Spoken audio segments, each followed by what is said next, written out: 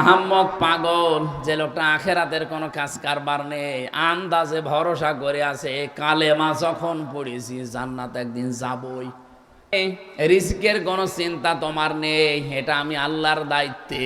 সুতরাং আজকে থেকে 100 ভাগ বিশ্বাস করা লাগবে রিজিক যা আসার এটা অলরেডি আমার জন্য আল্লাহ রাব্বুল আলামিন লিখে রেখেছেন।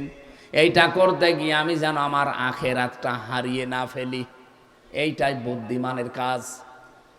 নবীজি বলেন, আল কাজ্জিসু মান দানা নাফসাহু ওয়া আমিলা লিমা বাদাল মাউতি ওয়াল আজিজু মান আতবা নাফসাহু হাওয়াহা ওয়া তামান্না আলাল্লাহ, রাহু তিরমিজি। ওই মানুষটাই বুদ্ধিমান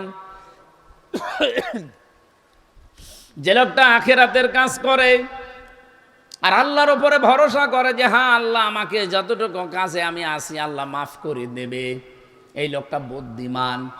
আর ওই লোকটা বড় আহাম্মক পাগল যে লোকটা আখেরাতের কোনো কাজ কারবার নেই, আন্দাজে ভরসা করে আছে কালেমা যখন পড়েছি জান্নাত একদিন যাবই।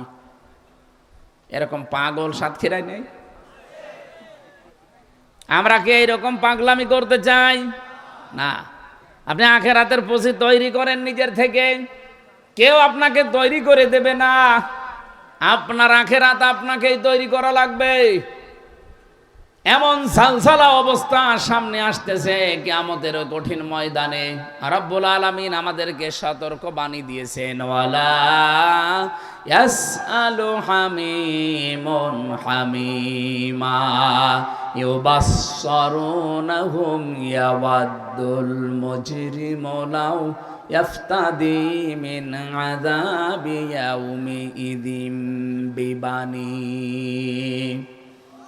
আল্লাহ পাক বলেন সেই দিন বন্ধুর কোনো উপকারে আসা তো দূরের কথা, বন্ধুকে দেখলে কিছু জিজ্ঞাসাও করবে না।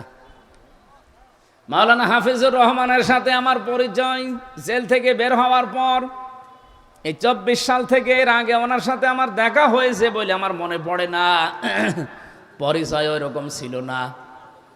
এই যে 1.5 বছর 2 বছরে যে পরিচয়, যে মহব্বত, যে ভালোবাসা তৈরি হয়েছে, 20 বছর পরে যদি ওনার সাথে আমার দেখা হয়, আমার মনে হয় 20 বছর পরে দেখা হলে কৌশলাদি বিনিময় করে যেভাবেই হোক বাড়িতে নিয়ে যাব।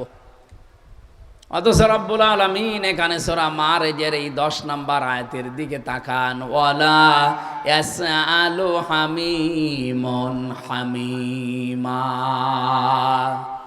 হামিম বলা হয় অন্তরঙ্গ বন্ধুকে। ও যেমন আমার অন্তরঙ্গ মাওলানা হোসাইন আহমেদ আমার অন্তরঙ্গ, এদের সাথে যদি সত্যিই 20 বছর পরে দেখা হয়, বুকে জড়িয়ে নিয়ে, কপালে চুমা দিয়ে, আরো যত কিছু করা লাগে বাড়িতে নিয়ে আপ্যায়ন করে কৌশলাদি বিনিময় করবই, এটাই দুনিয়ার নিয়ম। অথচ আল্লাহ পাক বলেন কিয়ামতে এমন কঠিন দৃশ্য বানাবো, এই হাফিজুর আমাকে কিয়ামতে দেখলে জিজ্ঞাসাও করবে না যে কে আপনি। এটা তো আমি এখন বানালাম নাকি? আল্লাহ পাক বলেন এমন সালসালা অবস্থা পয়দা করব, মানুষ ঘামতে ঘামতে অনেকে ঘামের ভেতরে ডুবে যাবে, অনেকে নাক পর্যন্ত, অনেকে মুখ পর্যন্ত, অনেকে নাভি পর্যন্ত ঘামের ভেতরে হাবুডুবু খাবে। এ কঠিন অবস্থায় মানুষ আল্লাহর আযাব থেকে মুক্তি পাওয়ার জন্য মুক্তিপণ দিতে চাইবে, প্রথম দিতে চাইবে তার সন্তানকে বিবানি।